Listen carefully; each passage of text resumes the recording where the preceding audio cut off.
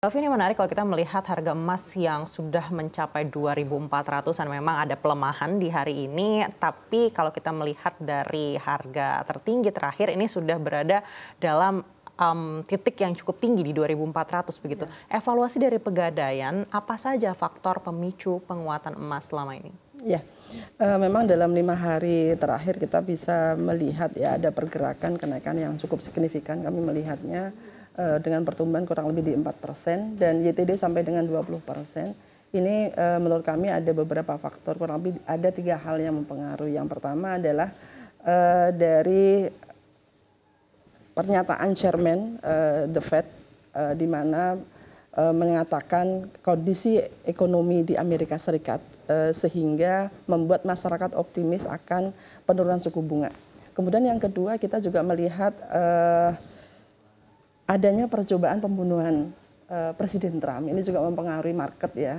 Kemudian yang ketiga adalah penembakan di Timur Tengah gitu ya, di Laut Merah. Ini juga mempengaruhi harga, menurut kami ya, mempengaruhi harga pergerakan harga emas, sehingga ini berdampak uncertainty gitu terhadap pergerakan harga emas, Mbak Anika. Baik, kalau bicara uncertainty, Ibu Elvi, ini kan kita tahu masih akan terus berlanjut, di mana Amerika Serikat sendiri akan menghadapi pemilu di tahun ini. Belum lagi kebijakan suku bunga, kalau kita mundur lagi ke awal tahun, ini kan banyak sekali spekulasi begitu. Dan belum ada yang bisa memastikan kapan akan dipangkas. Lalu Ibu melihat prospek harga emas hingga akhir tahun akan seperti apa di tengah volatilitas ini?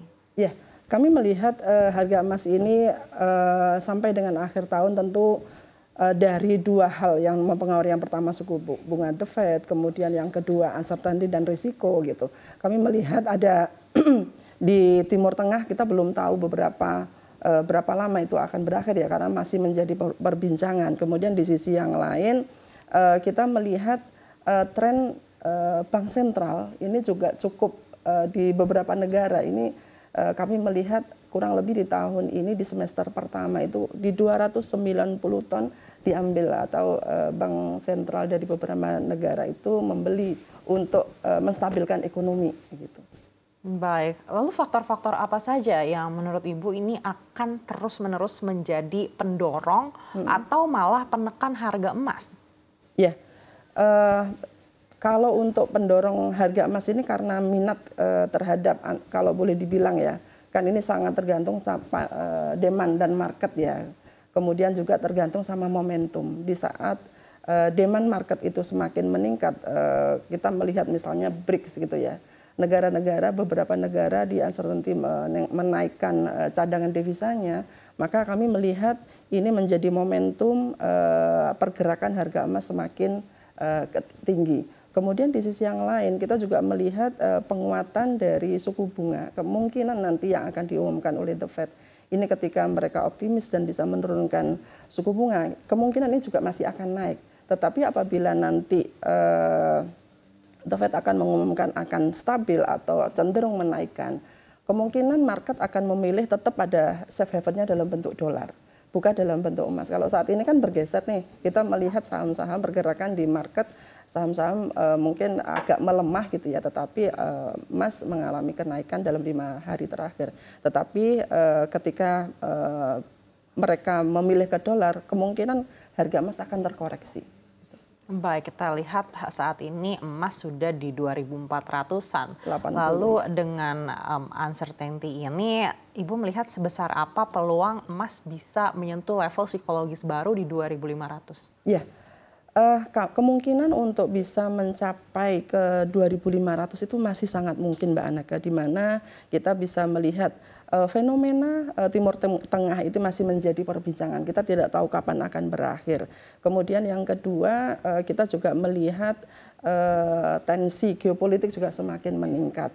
Apabila The Fed masih akan menaikkan suku bunga, mungkin akan turun. Tetapi kalau ini masih stabil, bahkan cenderung menurunkan, kemungkinan akan menjadi 2.500 gitu, akan bisa tercapai dalam momentum jangka panjang. Bahkan mungkin kami terdapat peluang gitu ya bagi emas terkoreksi sampai dengan di 2.500 dalam jangka menengah gitu.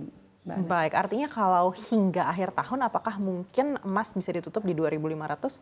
Kemungkinan itu terjadi. Beberapa firma ini sudah memproyeksikan, gitu ya. Kami melihat di Bloomberg itu memproyeksikan itu bisa sampai di 2.500, Mbak Annika. Baik, tapi kalau melihat pergerakan harga emas sendiri, Ibu menilai seperti apa sih level emas di 2.400-an ini? Apakah ini sudah secara fundamental menjadi level yang tinggi sehingga rawan untuk terjadinya koreksi? Seperti yang kita lihat juga di hari ini sudah mulai terlihat ada koreksi kecil-kecil. Betul, Mbak Aneka. Kalau boleh dibilang kita bisa melihat bahwa sekarang ini sudah mencapai all time high gitu ya. Di mana pada bulan minggu kedua ini sudah membentuk battle gitu ya, kayak candle gitu. Kemungkinan akan terkoreksi sangat mungkin. 2 hari ini sudah kita melihat ada sedikit pergerakan gitu. Tetapi memang ini adalah market yang menentukan ya, berdasarkan atas momentum.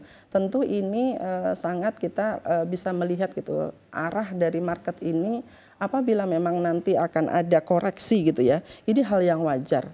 Dan menurut saya ini kita sangat akan tergantung dari harga emas sendiri di The Fed ya. Apabila nanti di bulan September itu akan ada semacam informasi gitu ya yang memberikan kepastian, oh ini ketika naik atau bertahan saja kemungkinan akan turun gitu.